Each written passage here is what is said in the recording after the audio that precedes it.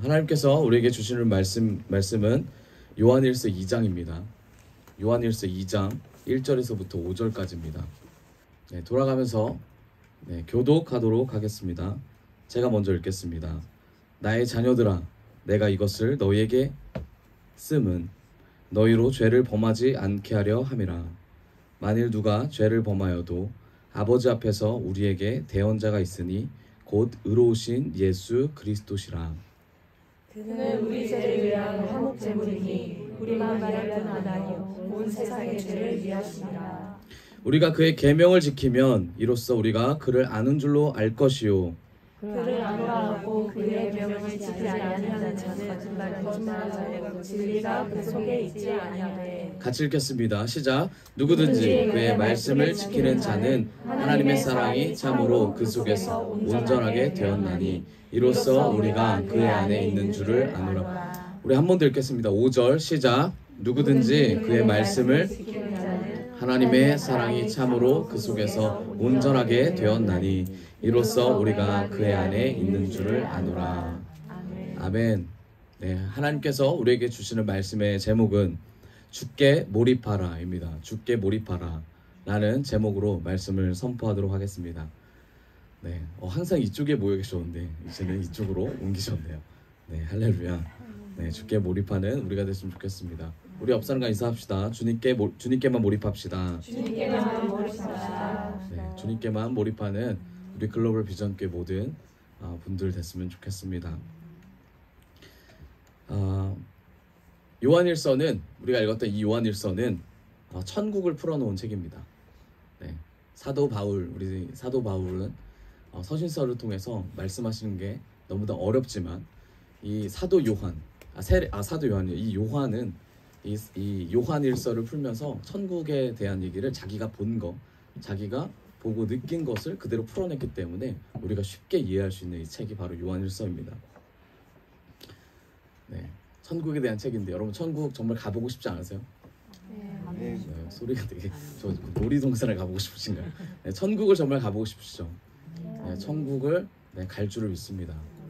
천국을 소망하는 자가 반드시 천국에 갈 수 있습니다. 예수 그리스도 안에서 예수 그리스도를 믿고 순종하며 따라가는 자가 천국에 갈 수 있음을 믿습니다. 아멘. 사도 요한이 있었던 시대가 AD 90년입니다. 가늠이 잘 안 됩니다. 우리 지금 몇 년도에 살고 있습니까?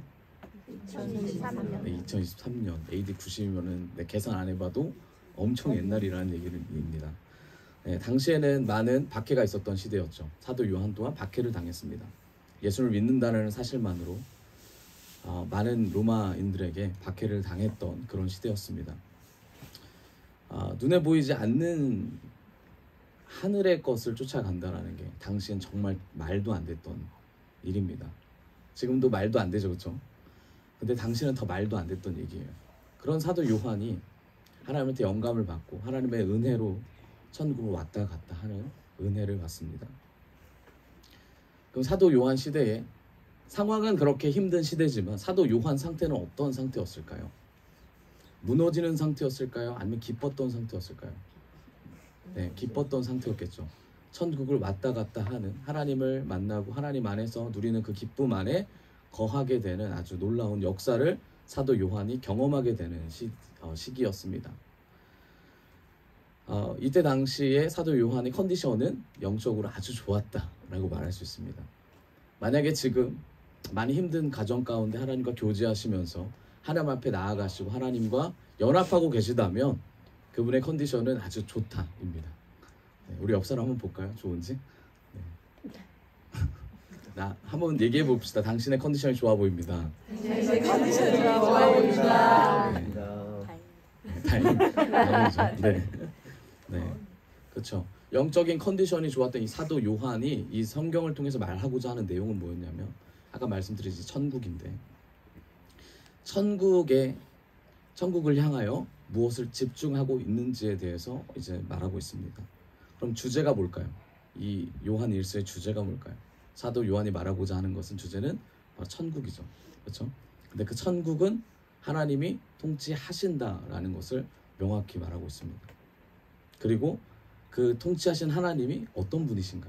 대한 얘기를 하고 있고, 여러분 하나님은 어떤 분이시죠? 네, 뭐라고요? 전능하신 네, 분, 사랑이 많으신 분, 전지전능하신 분, 네, 무소부재하신 분, 신실하신 분, 나를 고난에 밀어넣으시는 분, 내 앞에 안 나타나시는 분, 네, 다른 사람을 더 사랑하는 것 같으신 분, 뭐 등등 여러 가지 있잖아요. 사도 요한은 뭐라고 표현했냐면 하나님은 빛이라고 표현했습니다. 하나님은 사랑이라고 표현했습니다. 자, 그런데 하나님은 빛이시고 사랑인데 이것만으로 우리가 천국을 가는 것이 아니라 이 사이에 뭐가 있어야 되냐면 죄 문제가 반드시 풀려야 된다라고 말씀하고 있습니다. 결국 뭘 말하냐면 성도들에게 말하는 내용은 이거예요. 성도들아, 천국 백성은 빛의 자녀로 살아가는 것이다. 우리들한테 말하는 거죠. 빛의 자녀로 살아가야 한다. 그리고 천국 백성을 봤더니 서로 사랑하는 사람들이더라. 네, 그 얘기를 하고 있는 겁니다. 여러분 서로 사랑하십니까? 우리 지용이만 아니라고 그런 것 같은데. 네, 서로 사랑하십니까? 네, 아멘. 서로 사랑하는 자가 천국 백성임을 믿습니다. 네, 서로 주님께 끌어주고 밀어주고 중보기도 하는 그런 은혜를 누리기를 바랍니다. 그래서 사도 요한이 말하는 구원이란 바로 믿음으로 진행되는데 구원의 완성은 바로 사랑이다라는 말을 하고 있습니다. 여러분 제가 처음부터 되게 어려운 말을 하잖아요, 그렇죠? 제가 어려운 말을 하는 이유는 이 어려운 말을 통해서 뒤에 우리가 좀 더 정립을 잘 했으면 좋겠다라는 그런 의도에서 좀 어려운 말을 던지고 시작합니다. 요한일서 2장 1절을 보도록 하겠습니다. 요한일서 2장 1절 같이 볼까요? 같이 읽어봅시다. 시작. 나의 자녀들아, 내가 이것을 너희로 죄를 범하지 않게 하려 함이라. 만일 누가 죄를 범하여도 아버지 앞에서 우리에게 대언자가 있으니 곧 우리 예수 그리스도시라. 아멘. 여러분 죄는 뭡니까? 죄는 우리 너무 많이 들었잖아요, 죄에 대해서. 근데 죄는 한마디로 정의하면 뭐냐면 자기 사랑이 강한 것이 죄입니다. 그런데 죄가 두 종류가 있어요. 뭐냐면 자기 사랑이 있고 강한 것, 그 다음에 세상을 사랑하는 것이 죄입니다. 근데 성경에서 말하는 죄는 뭐예요? 하나님, 예수 그리스도를 믿지 않는 것이 죄라고 했어요. 반대로 말하면 예수 그리스도를 믿지 않음과 동시에 어떤 일이 일어나냐면 세상을 사랑하고 자기를 사랑하게 된다라는 것이 바로 죄라는 겁니다. 여러분 세상을 우리가 사랑하고 세상을 동경하고 있다면 우리 안에 예수님이 멀어지고 있다라는 것입니다. 그것을 방지해야 되겠죠. 그것을 막아야 되겠죠. 그런데 성경에 우리가 방금 읽은 것처럼 그럼 죄는 누가 짓냐? 죄에 빠지는 자는 누구냐? 우리가 방금 읽은 것처럼 만일 누가 죄를 범하여도 라는 말을 통해서 우리가 알 수 있는 것은 모든 이가 죄를 짓는다라는 것입니다. 그 누구도 죄를 짓지 않는 인생은 없고 죄를 짓지 않는 사람은 없다라는 것을 우리는 성경을 통해서 알 수 있습니다. 그럼 죄를 짓게 되면 그러면 죄를 어떻게 이겨나갈 수 있나? 그게 바로 우리가 방금 그 뒤에 읽은 우리에게 대언자가 있으니 누굽니까? 예수 그리스도라고 말씀하십니다. 대언자가 뭡니까? 대언자는 우리의 죄를 대신해서 변론해 주는 사람이죠. 그게 바로 예수님이라는 뜻입니다. 모든 사람이 죄를 짓는데 그 죄로 인해서 사망으로 지옥에 가야 될 그 우리들이 결국은 예수님의 대언자 예수 그리스도를 통하여 우리가 천국 갈 수 있다라는 귀한 은혜라는 겁니다. 귀한 말씀입니다. 여러분 하나님의 말씀을 붙잡고 지켜내는 것은 성도로서 당연히 해야 될 일들입니다. 그렇죠? 그런데 우리가 때로는 그 방법을 모를 때가 너무나 많습니다. 자, 그렇다면 제가 오늘 제목을 이제 하나님께 주님께 몰입하라고 주께만 몰입하라고 이제 말씀드렸습니다. 천국을 볼 수 있는 사람 또한 주님께 몰입하는 사람이고 그리고 하나님께 나아가는 사람 또한 주님께 몰입하는 사람인데 이 몰입을 방해하는 요소들이 있을 겁니다. 그렇죠? 우리 각자가 하나님 앞에 나아갈 때 방해받는 것들이 있을 거예요. 초대교회 때는 그 방해받는 요소들이 뭐였을까요?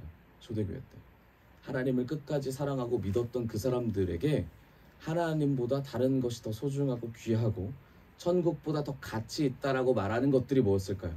보여지는 것들은 뭐였냐면 목숨이었습니다. 그 사람의 생계, 그 사람의 목숨을 가지고 천국과 비교해서 천국보다 보이는 세계에 잘 살아야 된다라고 말했던 사람들이 존재했습니다. 초대교회 때. 근데 거기서 넘어지지 않는 사람들이 있었습니다. 그게 누굽니까? 예수님을 직접 보고 그것을 듣고 말씀으로 계속 살아내려고 했던 사람. 이번 주에 일성 목사님 말씀하신 것처럼 이전 세대의 감동과 기쁨을 기억하며 계속 살아냈던 사람들이 보여지는 것에 넘어지지 않았습니다. 아멘. 그러면 보여지는 것에 넘어지지 않았지만 계속 그 사람들이 몰입하지 못하도록 만드는 사단의 계략이 있을 거 아닙니까? 그게 뭐였냐면 우리가 생각하는 세계관과 우리가 생각하는 천국에 대한 가치를 흔들기 시작하는 겁니다. 당시에 어떤 이단이 있었어요? 네, 거짓 교사들이 있었죠. 네, 뭐 이단들이 되게 많았는데 당시에 어떤 이단이 있었냐면 율법 폐기론자들이 있었습니다. 천국을 가는 데 있어서 율법이 그렇게 중요한 게 아니다 라고 말을 하는 사람이 있었어요. 이제 그러면서 뭐라고 하냐면 이게 나중에 이제 니골라당 들어보셨어요? 니골라당? 네, 니골라당이 뭐냐면 교회 안에 들어옵니다. 버가모 교회 안에 들어와서 니골라당이 뭐라고 하냐면 이미 구원받은 자는 그의 삶은 어떠한 행동을 하든지 간에 모든 것이 용서된다라고 말을 해요. 되게 놀랍죠? 교회에 와서 예배를 드립니다. 하나님을 내가 믿습니다라고 하는 사람에게 그 사람이 도적질을 하든 그 사람이 누굴 죽이든지 간에 그 사람은 이미 구원받았기 때문에 그 삶은 괜찮다라고 말하는 것이 니골라당이었어요. 네, 그렇죠. 그게 구원파입니다. 그렇게 해서 구원파가 연결이 돼요. 여러분, 제가 이 얘기를 하면 우리가 이 부분을 분별할 수 있잖아요. 그렇죠?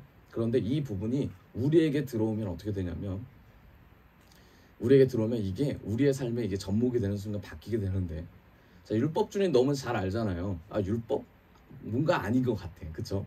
그런데 우리가 계속 살다가 내가 구원받은 것을 의심하는 어떤 말을 들리게 한다면 여러분 어떻게 반응하세요? 나는 구원받았어 라고 외치실 거 아니에요? 그렇죠? 그러면서 삶으로는 어떤 삶을 삽니까? 그렇게 말하는 사람을 정죄하기 시작합니다. 이해하셨어요? 다른 사람을 정죄하면서 나의 구원을 합리화시키고 그리고 내 삶이 괜찮다라고 계속 주입하면서 나아갑니다. 당시 초대교회 사람들이 거기에 빠졌다라는 거예요. 여러분, 삶을 살아내야 되는 사람들에게 구원받았다라는 그 보증수표 한 장만으로 그 사람들이 삶을 살아내는 것을 중요하게 생각하지 않았다라는 거예요. 보증수표 한 장만으로 구원의 삶에 나는 구원받았으니까 그냥 이렇게 살아도 돼. 나는 저들과 달라. 왜냐면 내가 구원받았으니까 라고 거기에 집중해서 나아갔다라는 거예요. 자, 이 파가 있었다라는 겁니다. 그럼 반대로 아까 말씀드렸던 파가 어떤 파입니까? 율법주의 파라 그랬죠? 뭐라 그래요? 야, 구원받은 건 다가 아니야. 네가 율법을 지켜야 구원이 유지되지. 계속해서 율법을 지켜. 그 율법만을 강조하게 됩니다. 자, 율법과 구원받은 이 구원자의 이 삶의 중간에 누가 있어요? 우리가 있죠. 아멘이세요? 네, 아멘. 그럼 이걸 어떻게 할 수 있습니까? 나는 율법주의인지 나는 구원을 받아서 그냥 행동하는 사람인지 이걸 어떻게 할 수 있습니까? 이게 엄청난 딜레마였다라는 거예요. 이게 초대교회의 엄청난 딜레마여서 이들이 서로가 정죄하고 서로가 정죄하지 말라 그러면 그럼 어떻게 이거를 분별해서 내 스스로 자기 스스로 하나님 앞에서 나아갈 수 있을까에 대한 질문을 던졌다라는 겁니다. 여러분, 방법은 하나입니다. 주님께 몰입하셔야 돼요. 방법은 하나예요. 주님께 몰입하셔야 주님께서 반드시 그 은혜를 부어주실 거라 믿습니다.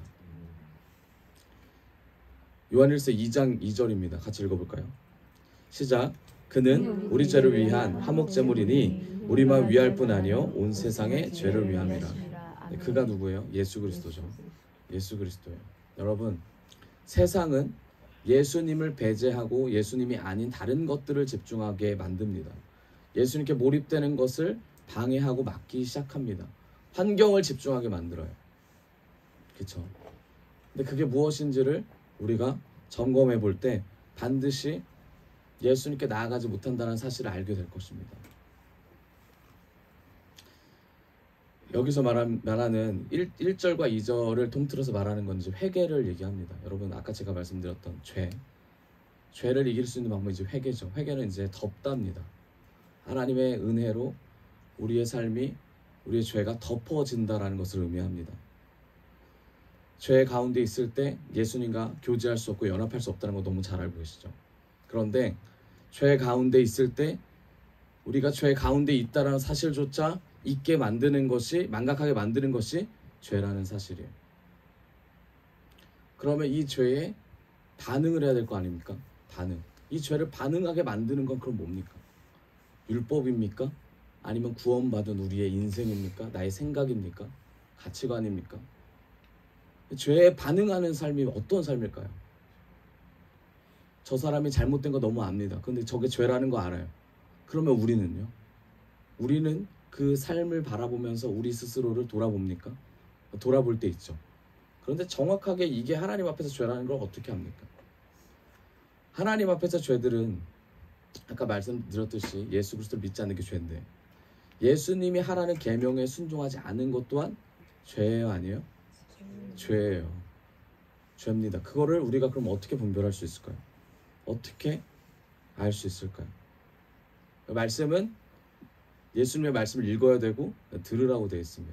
요한계시록 1장 3절에 이런 말씀이 있습니다. 제가 읽도록 하겠습니다. 이 예언의 말씀을 읽는 자와 듣는 자와 그 가운데 기록한 것을 지키는 자는 복이 있나니 때가 가까움이라. 읽고 들으라고 되어 있어요. 하나님이 우리에게 분명히 말씀하실 겁니다. 하나님의 말씀을 들을 때, 그리고 하나님의 말씀을 읽을 때 주님의 성령을 통하여 우리가 죄가 무엇인지를 분명히 알 수 있습니다. 요한복음 2장 28절에 이 말씀이 있습니다. 그 후에 내가 내 영을 만민에게 부어주리니 너희 자녀들이 장래를 말할 것이며 너희 늙은이는 꿈을 꾸며 너희 젊은이는 이상을 볼 것이며 라고 말씀이 있습니다.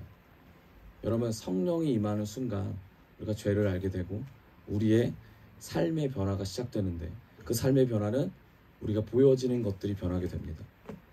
그리고 생각하는 것들이 바뀌게 됩니다. 느끼는 것들이 변화가 됩니다. 성령을 사모하기를 원합니다. 그럼 어떤 일을 합니까? 성령을 받게 되면 어떻게 돼요? 가만히 있지 못하게 만들죠. 경험해보셔서 알죠. 말씀을 지키고 싶다라는 마음이 막 올라옵니다. 기도하는데 어떤 성도님이 생각나서 그 성도를 위해서 기도하게 되고, 또는 어떻게 돼요? 찾아가게 되죠. 누가 하시는 일입니까? 네, 성령님이 하시는 일이죠. 그래서 바꿔 말하면 우리가 성령에 사로잡히지 않으면, 성령이 우리를 주관하지 않으면 이런 일이 일어나지 않습니다. 이런 일이 존재하지 않습니다. 일어나는 모든 일들을 우연으로 치부해버리고 일어나는 모든 것들을 나의 노력으로 내려놓게 됩니다. 이 말씀이 우리 삶에 이끌어질 때, 하나님이 우리에게 순종하라고 요구하실 때 우리는 그 말씀을 듣고 순종할 때 계명이 이루어질 줄을 믿습니다. 성령이 하시는 거죠. 2장 4절에 그를 아노라 하고 그의 계명을 지키지 아니하는 자는 거짓말하는 자요 진리가 그 속에 있지 아니하되. 여러분, 계명을 지키지 않는 자, 성령을 받아서 그 성령대로 살아내지 못하는 자들, 거짓말하는 자라고 성경은 말하고 있습니다.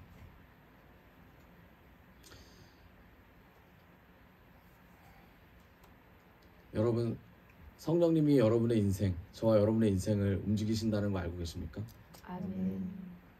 정말 알고 계십니까? 아멘. 아멘. 네, 아멘이죠. 제가 이제 차를 타고 있는 차를 센터에 맡기는 일이 있었습니다. 그저께 일인데요. 왜 맡겼냐면, 이번 주에 그냥 맡기면 그냥 무상으로 이 겨울철 점검을 해준다는 거예요. 그래서 차를 맡겼습니다. 맡겼는데 차에 이제 타이어가 여름 타이어여가지고 겨울 되면 이제 딱딱해집니다. 딱딱해지면 이제 미끄러지잖아요. 그래서 고민을 하고 있었습니다. 어떻게 하면 이 타이어를 바꿀 수 있을까? 근데 타이어가 이제 한두 푼 드는 게 아니잖아요. 참 고민을 하고 있는 찰나에 타이어는 갈아야 되겠고 걱정이 이만저만이 아니었습니다. 왜냐면 이건 안전과 연결되니까. 하나님께 이제 기도를 했습니다. 한 달이 지났고 2달이 지났고 여름이 지나고부터 이제 가을부터 이제 고민을 했어요. 어떻게 하나님 어떻게 하면 좋겠습니까? 고민하고 있는데 센터를 딱 갔습니다. 갔는데 센터에 저랑 굉장히 오랫동안 봐온 어떤 그 어드바이저 한 분이 계세요. 한마디를 하면 3마디를 하시는 이제 지지 않는 이제 센터 어드바이저인데 이제 그분이랑 대화를 하다가 그분이 갑자기 이러는 거예요. 센터에서 행사를 하게 됐다. 근데 우리 센터만 타이어를 교체해주는 행사를 한다. 이제 좀 저렴한 가격으로 타이어를 교체해준다는 거예요. 제가 그걸 듣고 어떤 마음이 들었을까요? 네, 그렇죠. 주님이 함께 하시는구나. 주님이 일하시는구나를 알았어요. 그런데 제 수중에 돈이 있습니까? 없습니까? 없죠. 굉장히 우리 함께 하니까 잘 알고 있죠. 그렇죠? 네, 그렇죠. 수중에 돈이 많지 않습니다. 없습니다. 그런데 하나님이 이 은혜를 주셨다는 사실에 제가 처음에 감격을 했습니다. 그런데 사람이 믿음이 있어요, 없어요? 맞아요. 믿음이 없죠. 믿음이 없으면 어떤 일이 합니까? 의심이 생기죠. 그래서 이런 의심이 생겼습니다. 이 센터가 나를 영업을 하는지 안 하는지에 대한 의심. 그럼 어떻게 합니까? 전화기를 들어서 뭘 해봐야 돼요? 다른 데 전화를 해봐야 되겠죠. 그래서 다른 데 전화를 해보기 시작해서 제가 거기 앉아가지고 전화를 하는데 가격도 물어봅니다. 다른 데다 물어봤더니 가격도 차이가 많이 나는 거예요. 참 제가 스스로 이런 고백을 했습니다. 하나님, 참 믿음이 없는 자에게 믿음이 있게 만드는 하나님의 은혜가 놀랍습니다. 그런데 전 믿음이 없습니다. 이런 고백을 했어요. 그래서 제가 기도했던 내용들을 돌아봤습니다. 타이어를 가지고 기도했던 내용, 하나님의 안전과 연결돼서 이런 기도를 하면서 뭐라고 했냐면 제가 그랬어요. 하나님께서 부르시면 저는 갈 건데 하나님 할 일이 많다면 저를 살려주실 거 믿습니다. 그러면서 타고 다녔어요. 그런데 중요한 건 뭐냐면 제가 그때는 믿음이 있었어요. 하나님이 보여주지 않아도 하나님이 해주시겠다라는 믿음이 있었다는 거예요. 타이어를 가지고 기도할 때 믿음이 있었어요. 믿음을 가지고 하나님께 기도했어요. 근데 정말 딱 그 순간이 되니까 어떻게 돼요? 마음이 주님이 하신 것보다 저 사람의 술수가 아닌가라는 생각이 드는 거예요. 여러분, 우리 인생이 이런 것 같습니다. 하나님을 찾지만 그 하나님을 찾는 그 순간에 우리가 몰입을 하면서 찾지만 하나님께서 우리에게 보여주시고 이끄시고 순종을 요구하시고 하나님의 사랑을 보여주셨을 때 우리가 우리의 노력으로 이렇게 된 거 아닌가?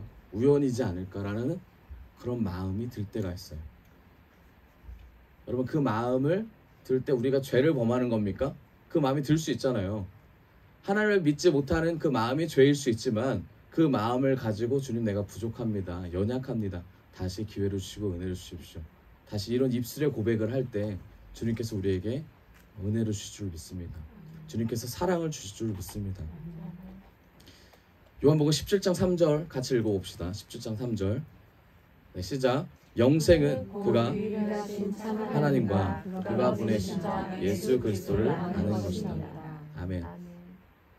여러분, 예수 그리스도를 아는 것은 바로 이 영생을 믿는 사람들이 예수 그리스도를 아는 자예요. 여러분, 하나님이 하신 일들을 아는 사람들, 그걸 믿는 사람들은 바로 어떤 사람들입니까? 이 영생을 믿는 자들입니다. 영생을 믿으세요? 아멘. 아멘. 여러분, 영생을 믿기 때문에 하나님이 하실 일들을 믿는 거예요. 예수님이 하실 일들을 믿는 거예요. 아멘. 영생을 믿기 때문에 예수님의 십자가 사건을 믿는 겁니다. 아멘. 예수님이 나로 인하여 2000년 전에 돌아가셔서 부활하신 사건을 믿는 것이 바로 영생을 믿는 자들입니다. 여러분, 그러면 영생이라는 거는 먼 게 아니죠. 영생은 우리의 삶 속에 묻어나는 겁니다. 영생은 삶 속에 묻어나기 때문에 예수 그리스도의 이름을 선포하는 순간 영생이라는 놀라운 고백이 같이 공존하게 되는 겁니다. 그런데 우리는 영생을 멀리하죠. 예수 그리스도를 멀리하죠. 예수 그리스도의 능력만 가져오려고 하는 습성이 있습니다. 그런데 그것은 하나님께서 원하시는 삶이 아니죠. 로마서 8장 14절 같이 읽어봅시다. 로마서 8장 14절. 네, 같이 읽어볼게요. 시작. 무릇 하나님의 영으로 인도함을 받는 사람은 하나님의 아들이라. 아멘. 방금 하나님의 영의 인도함을 받는 사람은 누구라고 그랬어요? 하나님의 아들이죠. 여러분, 제가 맨 처음에 몰입이라는 단어를 계속 씁니다. 몰입. 우리가 몰입하는 데에 그냥 내가 이 일을 하면서 몰입해야지 라고 생각할 수 있어요. 하나님만 생각해야지, 하나님이 좋아하시니까 기뻐하시니까 내가 여기에 집중하고 내 뼈를 갈아 넣어야겠다, 또는 이 시간을 갈아 넣어야겠다 생각하는 사람이 있어요. 그런데 여러분, 제가 20대 우리 친구들, 10대 친구들을 보면 최선을 다해서 주님께 나아가면서 20대 직장 얻고 결혼하고 나서 마음이 뜨거워지지 못하는 친구들을 제가 너무나 많이 봤습니다. 교회를 떠나는 사람 너무 많이 봤어요. 왜 그럴까요? 그 이유는 단 하나입니다. 자신이 했던 지난 삶에서 주님과의 연합과 주님에 대한 기쁨이 온전하지 못했기 때문에 떠나는 겁니다. 주님이 주시는 사랑과 은혜 안에 거하지 못하기 때문에, 예수 그리스도 안에 있을 때 기쁨을 맛보지 못했기 때문에 떠나는 겁니다. 그럼 어떻게 우리가 도와줘야 돼요? 그럼 우리는 어떻게 해야 됩니까? 예수님의 은혜를 더 사모해야 될 필요가 있죠. 그렇죠? 제가 아까 말씀드렸던 영생이라는 단어에 초점을 맞추기 원합니다. 몰입이라는 건 우리가 하나님 앞에 살아가는데 죽었던 인생에서 하나님의 생명의 삶으로 돌아가는 것을 집중적으로 바라봤을 때가 바로 몰입입니다. 그럼 뭐예요? 내가 100원이 없다가 100원이 생긴 것이 몰입이 아니라는 얘기예요. 내가 죽을 것 같은 삶에서 그런 삶이 계속 연결됐음에도 불구하고 결국은 하나님으로 살아날 수 있는 그 삶, 우리의 영혼이 사는 삶을 몰입하셔야 돼요. 세상의 삶을 중요시하고 거기에 살아나는 것보다 하나님이 주시는 말씀에 대한 은혜를 받기를 소망하는 그 삶이 바로 몰입의 목적이 되어야 된다는 거예요. 제가 이틀 전이었죠. 이틀 전에 이제 크리스마스 그거 패키지 상자 만든다고 지혜사모랑 새벽에 나가서 동대문에 갔습니다. 동대문에 갔는데 양말도 사고 뭐 구경도 하고 막 그랬습니다. 거기 있는 거 막 돌아봤습니다. 한 동에 매장이 한 300~400개 되더라고요. 한 동에. 그런데 그 동마다 층마다 있으니까 한 동에 300~400개, 어디 300~400개, 그럼 벌써 이제 1000개잖아요. 1000개에 한 번씩만 돌아다녀도 너무나 많은 시간이 들잖아요. 머릿속에 무슨 생각이 있었냐면, 저희가 이제 18,000원에 팔았잖아요. 18,000원보다 더 가치가 있어야 된다. 그 생각이 드는 거예요. 그 생각. 이게 복음으로 나아갈, 복음의 메시지를 전해야 되는 귀한 상자이기 때문에 이 18,000원보다 더 값진 이게 있어야 된다. 이 머릿속에 계속 생각하고 다니니까 눈에 보일까 안 보일까요? 안 보여요. 제가 귀한 거를 찾다 보니까 더 안 보이는 거예요. 귀한 거를 찾다 보니까. 여러분 가게 가보시면 알겠지만 맛있는 거 하나 골라봐, 먹고 싶은 거 하나 골라봐 그러면은 고민 엄청 하잖아요.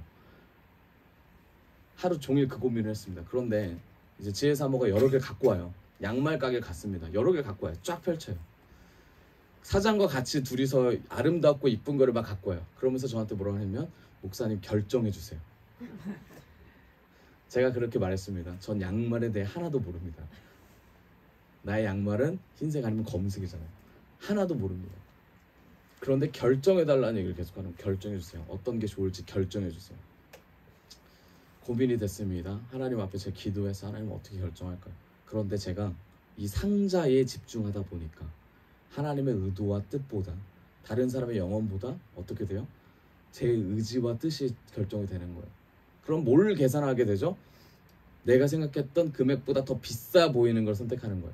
받았을 때 이쁘고 아름다운 것보다 비싸 보이는 것을 선택하려고 하는 거예요. 그 중에 하나가 뭡니까? 크리스마스니까 색깔 뭐가 들어가야 돼요? 빨간색. 저도 신지 않을 그 빨간색만 보는 거예요. 와인색이면 안 돼요. 그래서 양말을 2개 다 빨간색으로 하려고, 2개 다 초록색으로 하려고. 근데 그러면서 하나님께 물어봤어요. 하나님 원하시는 게 뭘까요? 계속해서 물어봤어요. 그러다 보니 하나님께서 지혜를 주셨고, 하나님께서 이끄셔서 그것을 선택해서 결국은 이제 많은 분들이 하나님의 은혜로 이제 감사하는 귀한 시간이 됐습니다. 이뿐만이 아닙니다. 지나가면서 모든 걸 경험했던 순간 가운데 저의 몰입이 흔들리지 않도록 제가 스스로 하나님 앞에 붙잡았다라는 거. 여러분, 우리가 순간순간 하나님 앞에 하나님의 뜻을 한다고 여기지만 우리가 하나님보다 자기 뜻을 내세울 때가 있어요. 하나님이 이랬다고 하지만 결국 내가 해놓고 번아웃이 되는 경우가 많다라는 거예요. 그럼 처음부터 붙잡을 때 어떻게 붙잡아야 돼요? 주님, 부족하지만 이 순간 주님을 붙잡겠습니다. 우리에게 지혜를 주십시오. 성령을 부어주십시오. 그 성령은 내 뜻이 아닌 오늘 하루 있었던 큐티 말씀을 가지고 나아가겠습니다. 주님, 이 말씀을 통하여 내 귀에 들리게 하여 주십시오. 이를 통하여 우리의 죄가 하나님 가려지는 은혜를 주십시오. 오늘 하루 몰입된 인생을 살겠습니다. 천국을 바라보는 인생을 살겠습니다.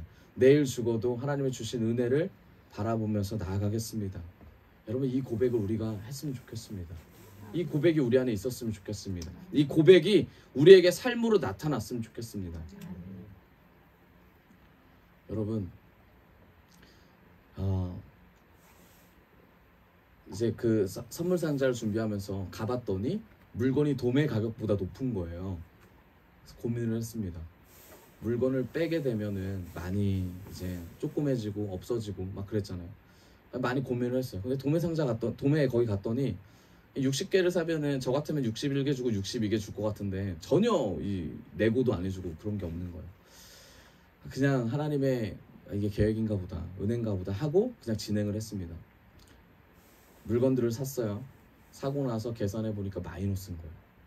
저희가 18,000원 하고 노동은 노동대로 들고 그리고 마이너스를 이제 맞았습니다. 이제 네, 저희가 이제 피스티스 카페를 같이 하고 있는데 마이너스라는 거를 쉽게 얘기를 못하죠. 쉽게 얘기하는 순간 같이 준비했던 사람들의 입장에서도 많이 어렵고, 제가 하나님께 하나님, 마이너스입니다. 어떻게 하면 좋겠습니까? 네, 그런 고백을 하면서 가는데 하나님께서 깨닫게 해주신 게 하나 있었어요. 그게 뭐였냐면 넌 누구를 위해서 이걸 준비했는가? 그리고 준비해 가서 이거 사가는 사람들은 어떤 마음으로 사가는지 네가 아는가에 대한 이 마음을 알려주셨어요. 그래서 제가 그 마음을 이제 깨달으면서 계속 묵상했습니다. 하나님, 무엇이 하나님 원하시는 겁니까? 왜 이런 일이 있었습니까? 그런데 제가 놀라운 사실을 하나 발견했습니다. 선물 상자의 목적이 뭐예요? 네, 전도하는 거, 전도. 네, 우리 지용군도 하나 사갔습니다. 어머니 데려온다고. 네, 15,000원, 저희가 적자라 그랬잖아요. 근데 15,000원에 가져가겠다는 거예요, 지원군이. 그래가지고 절대 안 된다. 이제 그랬어요. 네, 그래서 이제 지원군도 이제 18,000원에 가져갔는데, 제가 이걸 보면서 여러분, 이 선물 상자가 18,000원이지만 이 18,000원이 25,000원이 됐다면 여러분도 구매하셨겠어요? 구매를 하셨겠죠. 그렇지만 구매하는데 많은 이제 힘듦이 있었겠죠. 10개 할 거 5개로 줄였겠죠. 그렇죠? 이 마음을 알게 되는 거예요. 이 마음이 뭐냐면, 하나님께 은혜를 받은 자들이 복음을 전하는데 돈 때문에 막힌다라는 사실을 알게 되는 순간 제가 너무나 하나님께 죄송하더라고요. 18,000원에 이제 14개를 사가신 분이 계십니다. 14개를 사갔는데 14개를 사가시는 분이 만약에 25,000원이었다면 14개를 사갔을까요? 라는 생각이 드는 거예요. 14명에게 동일하게 주려면 얼마나 부담이 되겠어요. 그럼 5개를 주겠죠. 5개를 주려고 생각해보면 다른 사람이 눈치를 보겠죠. 그럼 당연히 5개 중에 한두 개를 사가지고 좋아하는 사람에게 또는 친한 사람에게, 정말 전도가 필요한 사람에게 주겠죠. 이 생각이 쫙 되니까 선물 상자의 목적은 하나님이 말씀하시고 우리에게 감동을 줬고 우리 카페 팀에게 마음을 줬던 그거구나. 그게 뭡니까? 영혼을 사랑하고 전도용으로 나가는 거더라고요. 제가 그걸 알게 돼서 그래서 무릎을 탁 쳤습니다. 그러면서 뭔가를 발견한 것처럼, 뭔가를 발견했죠. 발견한 것처럼 기뻐서 이제 지혜사한테 이제 이런 얘기를 나눴습니다. 제가 이걸 하면서 제 영혼이 하나님께 다시 살아나는 것을 느꼈습니다. 여러분, 선물 상자를 가지고 선물을 주면서 예수 그리스도를 전한 사람들은 분명히 그 기쁨을 같이 맛보셨을 겁니다. 그러지 못하신 분들은 기회가 다음에도 있습니다. 함께 하시길 원합니다. 이게 이렇게 흘러가다 보니까 제가 마음에 처음에는 몰입, 주를 향한 몰입이라고 말은 하고 행동을 했지만 결국 어떻게 됩니까? 상황과 환경을 통하여 계속 주님이 드러나시는 것이 방해가 되더라고요. 적자라고 생각하면 다음에 해요, 안 해요? 다음에 안 하죠. 절대 안 하죠. 절대 안 해요. 모든 마진은 30%라는 명언을 남겼던 우리 지혜사모가 아무리 맛있는 음식도 영업이 이 손실이 되면 하지 않는다. 이제 그랬는데 저는 100% 네, 거의 손실을 봐서. 근데 이것보다 더 중요한 건 뭐라고 그랬어요? 영혼에 대한 마음이라고 했습니다. 여러분, 그리고 나서 하나님께서 다시 한번 깨달음 주셨는데 뭐였냐면, 저희가 새벽에 가기 전에 어떤 분에게 연락을 받았습니다. 연락을 받아서 그분이 카페 팀에게 이웃사랑을 하겠다라는 거예요. 그래서 카페 팀에 25만 원을 이웃사랑 한다고 제가 새벽에 출발하기 전에 그 얘기를 딱 들었습니다. 그래서 제 마음에 어떤 마음이 딱 들었냐면, 우리 카페 부자다. 그리고 출발했는데 돌아오니 빈털터리가 되어 있었습니다. 저는 이 모든 것들이 하나님의 은혜라고 생각합니다. 하나님이 적재적소에 하나님의 말씀을 쫓아가고 하나님의 사랑 안에 거하는 자들을 통하여 은혜를 주신다고 봅니다. 여러분, 이 하나님의 놀라우심이 느껴지지 않으세요? 하나님의 놀라우심이 느껴지잖아요. 그렇죠? 여러분, 우리의 인생을 하나님께 드려봅시다. 우리의 방향을 하나님께 정해봅시다. 그 방향 가운데 우리의 입술을 하나님께 집중하겠습니다. 모든 것을 하나님 앞에 몰입해 보겠습니다. 이 고백을 좀 했으면 좋겠습니다. 이 몰입을 우리가 진행할 때에 많은 세상의 것들, 많은 세상 사람들, 특히 교회 다니는 많은 분들이 그러지 말라라고 정죄를 합니다. 제가 이걸 준비하면서 저를 돌아봤습니다. 제가 중고등학교 때 저희 집이 크리스찬이었음에도 불구하고 저희 아버지께서 공부에 몰입해라 라고 말씀하셨어요. 물론 맞는 말이죠. 여러분, 신앙에 몰입하는 것과 공부에 몰입하는 것, 자신의 일에 몰입하는 것을 별개가 아닙니다.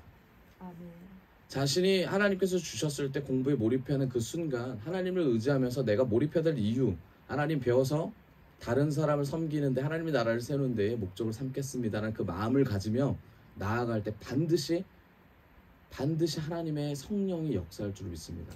그런데 많은 기독교인들, 성경을 잘못 오해하는 분들은 그거보다 지금 가서 너의 일보다 이걸 하는 게 더 낫지 않겠어? 라고 말을 합니다. 여러분, 자기 개발이 필요합니다. 우리 청년들 자기 개발이 필요해요. 자기 개발이 필요해요. 이 자기 개발은 자기를 위해서 개발하는 게 아니라 주님을 위해서 자기 개발이 필요합니다. 내가 지금 뭔가 됐다라고 생각하고 멈춰 있다면 주님과 상관없는 인생을 사는 것과 같습니다. 무언가를 계속 하면서 하나님 앞에 전진하고 나아가야 될 줄 믿어요. 우리 청년뿐만 아니죠. 우리 모든 장년분들도, 여기 계신 모든, 저를 포함해 모든 분들이 하나님 앞에서 고군분투 하셨으면 좋겠어요. 하나님 앞에서 주신 달란트를 가지고 하나님 살아내겠습니다. 도와주십시오. 은혜를 주십시오 하는 그런 입술의 고백, 삶의 고백이 되셨으면 좋겠어요. 그것을 초대교회 때 이단들이 하지 못하게 만들었고, 지금은 어떻습니까? 지금 그거 못하게 만들죠. 여러분, 법으로 제정되고 있는 거 아시죠? 저희가 그 포스터를 붙이려고 했습니다. 밖에 24일날 포스터를 붙이려고 했는데 제가 인규 형제한테 물어봤어요. 포스터 붙이는 거 어떻게 생각합니까? 라고 물어봤더니 그거 붙이는 거 불법이라고 하더라고요. 우리 교회 앞에 그거 주인하고도 상의를 해야 된다고 얘기하더라고요. 포스터 붙이는 거. 그래가지고 이게 불법이지만 그럼에도 불구하고 우리는 불법을 행해야겠다. 이제 그렇게 말을 했어요.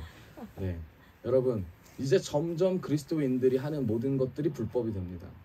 심지어 어떻게 되냐면, 여러분, 건물 안에, 이제 교회 안에 이런 거 다는 거 있잖아요.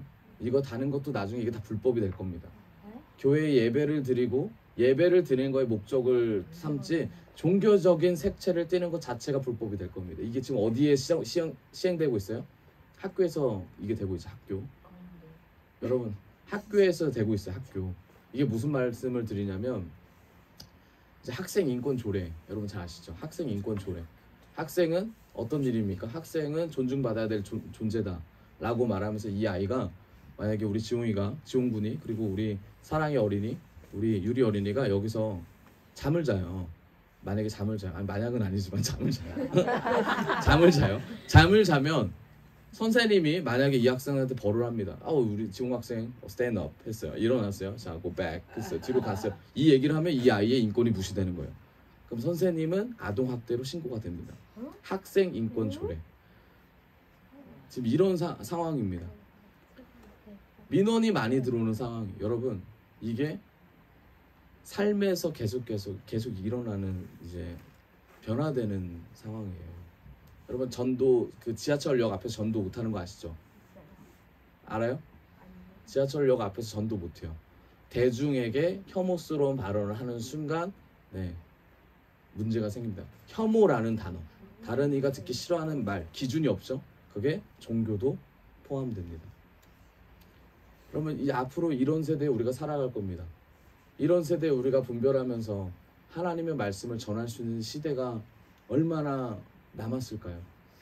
하나님의 이름, 예수 그리스도의 이름을 전할 수 있는 시대가 얼마나 될까요? 저는 오래되지 않을 거라고 생각해요. 곧 올 거라고 생각합니다. 계속 사단의 세대는 올라갈 거예요.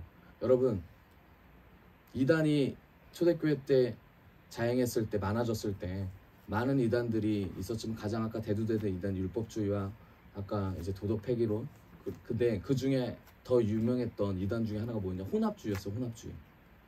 혼합주의가 뭐냐면 모든 것이 다 오케이예요. 모든 것이 다 오케이. 지금 세대 그렇지 않아요? 모든 것이 다 수용되고 포용되잖아요. 여러분 우리가 주님께 몰입하는 순간 모든 혼합주의의 사상들을 가진 사람들이 몰려들 겁니다. 내 사상은 이거고 내 생각은 이건데 왜 너는 이렇게 생각해? 왜 너는 여기에 집중해? 라고 분명히 손가락질을 할 겁니다. 그럼 우리가 이것을 어떻게 분별해야 됩니까?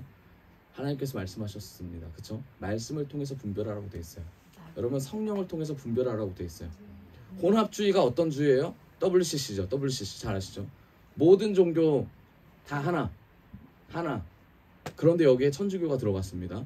천주교가 저번 주에 동성애 발표를 했죠. 아세요? 아시죠? 동성애 교양이 나와서 그랬습니다. 동성애 우리가 오케이 괜찮다. 근데 그 동성애자들이 누군지 아세요? 동성애자들 그게 사제들이었어요. 천주교 안에 있는 사제들이 동성애를 했습니다. 그 동성애를 바라보고 교황이 괜찮다라고 이제 선언을 했습니다. 그러면서 많은 세상적인 기자들이 우려하는 목소리로 뭐라 그랬냐면 많은 사람들이 기독교까지 어떻게 영향을 갈 것인가에 대한 우려를 표했어요. 여러분 동성애가 이제 눈앞까지 왔어요. 동성애가 드러나지 않았지만 이제 드러낼 때가 왔습니다. 정말 많은 죄성이 드러날 겁니다. 종교, 통합주의, WCC, 혼합주의 모든 것이 다 일어납니다. 근데 이게 지금만 일어날까요? 지금 많이 대두됐죠. 이전에도 있었다는 얘기입니다. 초대교회부터 지금까지 사탄은 우리를 공략하기 시작합니다. 이게 맞다라고 계속해서 우리의 세계관을 흔들어요. 여러분 말씀에 깨어 계셔야 돼요. 말씀을 붙잡으면서 몰입하셔야 됩니다. 하나님 천국을 바라보겠습니다. 하나님 이 땅보다 천국의 삶을 살겠습니다. 하나님 이 땅에 있는 것보다 천국의 하나님의 말씀, 하나님의 은혜를 예수 그리스도를 붙잡고 살아갈 수 있도록 도와주십시오. 이 고백이 끊이지 않기를 원합니다. 여러분 일제감정기 때 많은 교회들이 고개를 숙였습니다. 천황 앞에서. 아시죠? 천황 앞에서 고개를 숙였어요. 그때 종교 통합주의, 혼합주의 없었을까요? 있었어요. 그들이 말하는 내용이 뭐였는 줄 아세요? 그때 목사님들이 고개를 숙이면서 말씀하셨던 내용이 뭔지 아세요? 내가 어쩔 수 없었다? 이렇게 말을 하시는 분은 이제 맨 밑에 있는 분이에요. 좀 공부를 배우고 좀 뭔가 똑똑하신 분은 뭐라고 하시냐면 이런 말씀하셨어요. 내 몸은 저들한테 고개를 숙여도 내 영혼은 저들한테 고개를 숙이지 않았다. 이런 말씀하셨어요. 말이 됩니까? 어떻게 생각하세요, 여러분? 많은 이들이 여기에 현혹돼서 넘어가서 다 참배를 했어요. 많은 리더자들이 여기에 참배를 했고 그 밑에 있었던 사람들이 다 참배를 했습니다. 뭐라고 하면서 참배했어요? 내 영혼은 구원받았기 때문에 내 육신이 하는 행동들은 구원을 막을 수가 없다. 여러분 이게 지금 없을까요? 있어요. 뭐라고 합니까? 나 구원받았어. 우리 아버지가 나를 부르기 전까지 나는 세상에 놀다가 돌아가면 난 탕자로 살아가면 돼. 그럼 다시 돌아가면 된다라고 말을 하죠. 여러분, 그 말씀이 성격이 어디 있어요? 세상에 맘대로 살다가 주님이 부를 때 너 와라 라는 말씀이 어디 있어요? 그런데 그렇게 살아간다니까요. 세상 사람들이 그렇게 살아가요. 그렇게 말씀을 오해하면서 곡해하면서 살아가요. 여러분, 탕자는 그럴 때 비유하는 게 아니죠. 그렇죠? 주님을 모르고 주님께 나아갈지 못하는 그 심정이었을 때 주님의 은혜를 깨달은 자가 돌아오는 것이 탕자잖아요. 그렇죠? 그런데 세상이 좋아, 교회보다 세상이 좋아라고 나간 사람, 여러분, 탕자는 아버지 집보다 세상이 좋아라고 나간 사람이 탕자가 아닙니다. 탕자는 자기 뜻대로 뭔가를 해보려고 했던 사람이에요. 우리는 그걸 흔히 세상에 좋아서라고 하지만, 여러분, 교회가 싫어서 교회를 나가서 다시 교회를 돌아온다? 그런 사람은 없습니다. 성경에 절대 그렇게 나와 있지 않아요. 교회의 가치를 몰라서 나갈 수는 있어요. 예수님의 가치를 몰라서 세상에 나갈 수 있어요. 그리고 모진 풍파를 다 겪고 돌아올 수는 있어요. 그런데 그거를 알면서 미리 나가는 사람은 없다라는 거예요. 탕자가 나가면서 내가 아버지 집에 내가 다시 돌아와야지 라고 했던 사람이 아니라는 거예요. 나갔더니 돼지 여물을 먹었더니 내가 아버지 집에는 그때 그렇게 좋았는데 정말 갈 수 있을까? 이 마음, 부족하고 연약하고 부끄러운 마음으로 아버지 집에 갔다라는 거예요. 근데 아버지 집에 가고 싶어서 간 게 아니죠. 아버지 집이라면 어떨까라는 미안함과 부담스러움과 자신의 죄를 아는 그 상태에서 갔더니 아버지가 뛰어나왔다라는 겁니다. 이게 말씀의 포인트지. 내가 언제든지 저쪽에 살다가 언제든지 내가 하나님 나라로 옮기면, 죄의 나라였다가 하나님 나라 옮기면 내가 하나님 나라에 살지. 뭐 집만 옮기는 건데 뭐 그게 뭐가 어려워. 이런 생각을 갖고 신앙생활을 하고 있으신 분들이 너무나 많다라는 거죠. 세상이 이걸 심어줘요. 너만 교회 나가? 너만 집사야? 너만 사역자야? 너만 최선을 다해 살아? 이렇게 말을 하죠. 그래서 그들의 기준이 뭡니까? 최선을 다하는 기준이 하나님 앞에 사는 삶이라고 선을 그어버립니다. 그래서 율법주의가 지금으로 따지면 뭡니까? 최선을 다해 사는 삶. 그런데 최선을 다해 사는 삶이 구원과 연결될 수가 없습니다. 최선을 다하지 못할지라도 예수님으로 살아내려고 하는 마음, 그 부족한 마음으로 최선을 살아가고자 하는 마음이라면 그게 구원과 연결되는 거죠. 그게 죄가 해결되는 거죠. 그런데 그러지 못한다는 거예요. 세상은 주장합니다. 혼합주의를 주장해요. 계속 얘기합니다. 여러분, 학교에서만 그런 게 아니에요. 교회에서도 그렇습니다. 수많은 종교단체에서도 이런 일들이 비일비재하게 일어납니다. 여러분, 주님께 몰입하는 거, 이게 굉장히 중요한데 여기서만 그치면 안 됩니다. 내가 지금 어디에 몰입하고 있는지, 무엇에 몰입하고 있는지, 나는 정말 몰입하는 상태인지, 내 몰입을 방해하는 니골라당이나 혼합주의나 이런 것이 내 안에 있지는 않은지, 내 안에 또 다른 주님을 방해하는 이단들이 있지 않은지, 이런 것들이 우리 안에 점검해졌으면 좋겠습니다. 결국은 우리가 이것을 지금 이제 말씀을 듣고 결단하거나 또는 이것을 위해서 살아가겠다고 입으로 고백하는 순간 사단은 더 날뛸 겁니다. 여러분, 사단은 목적은 분명해요. 사단도 우리에게 몰입을 하고 있습니다. 하나님 나라로 가지 못하게 만드는 것이 사단의 목적입니다. 여러분, 그러면 우리는 사단을 반드시 끊어내야 되죠. 그 끊어내려면 우리가 깨어 있었으면 좋겠습니다. 성령이 우리에게 임하기를 원합니다. 말씀의 결론을 맺겠습니다. 하나님 나라를 요한은 얘기하고 있습니다. 요한은 얘기하고 있는데 이 나라를 우리가 바라보면서 나아가려면 우리는 반드시 몰입이라는 것을 해야 됩니다. 이 몰입 가운데 말씀을 읽어보시면 빛과 진리로 나오고 그 다음에 이 구원의 과정에 사랑으로 온전히 완성되는 것이 나옵니다. 여러분, 몰입을 하게 되면 어떤 순간에 우리가 사랑이 되지 않을 수도 있고 우리가 어떤 순간에 빛으로 나아가지 못할 수도 있습니다. 여러분, 태양이 있는데 그 태양에 다가갈수록 어떻게 느껴집니까? 뜨겁게 느껴지죠. 그렇죠? 뜨겁게 느껴지면서 밝게 비춰질 겁니다. 몰입이라는 그런 것 같아요. 우리가 주님께 나아갈 때 주님께서 하시는 일들이 우리에게 보일 겁니다. 그런데 여러분, 몰입을 하면서 주님이 하시는 것들을 보게 됐을 때 우리가 그것을 순종해야 됩니다. 그런데 우리가 주님께 나아가지 않고 몰입이라는 단어로 다른 것을 바라보면서 나아가게 된다면 거기 또한 보이게 돼요. 그렇죠? 그런데 거기에 열정적으로 순종하게 된다면 너무나 주님과 다른 인생을 살게 됩니다. 그럼 어떻게 됩니까? 하나님이 말씀하신 것보다 다른 것에 집중하게 되면 다른 열매를 맺게 될 수밖에 없죠. 여러분, 열매는 선물이에요. 열매는 선물입니다. 하나님께 몰입하는 때 그 몰입을 방해하는 것들이 무엇인지를 봤으면 좋겠습니다. 때론 우리 몸이 아플 수 있어요. 하나님께 집중하는 자들이 몸이 아플 수 있습니다. 또는 어때요? 하나님께 집중할 때 일이 잘 안 될 수 있어요. 근데 우리가 그것 때문에 주님 믿는 거 아니잖아요. 몸이 아파서 주님께 나아가면서 해결해 달라고 하는 거 아니잖아요. 그게 중요한 게 아니라 하나님, 그럼에도 불구하고 주님 몰입할 수 있는 은혜를 주십시오. 이제 12월 31일까지 며칠 안 남았습니다. 여러분, 2023년 곧 이제 마무리할 단계가 올 텐데, 여러분 2023년을 돌아보세요. 달력을 꺼내셔서 1월, 2월, 3월, 4월 하나님이 여러분들에게, 우리에게 주셨던 은혜를 한번 표시해 보세요. 체크해 보세요. 하나님, 이때 제가 주님께 몰입했었죠. 하나님, 이때는 제가 조금 부족했네요. 하나님, 이때 제가 주님을 좀 의심했죠. 하나님, 우리 가족이 이때 하나님 앞에 몰입할 수 있도록 은혜를 주셨죠. 이 고백을 여러분들이 하나님과 하시고 여러분 가족과 한번 해보세요. 여러분 공동체와 한번 해보세요. 분명히 하나님께서 주신 은혜를 감사하며 나아갈 줄을 믿습니다.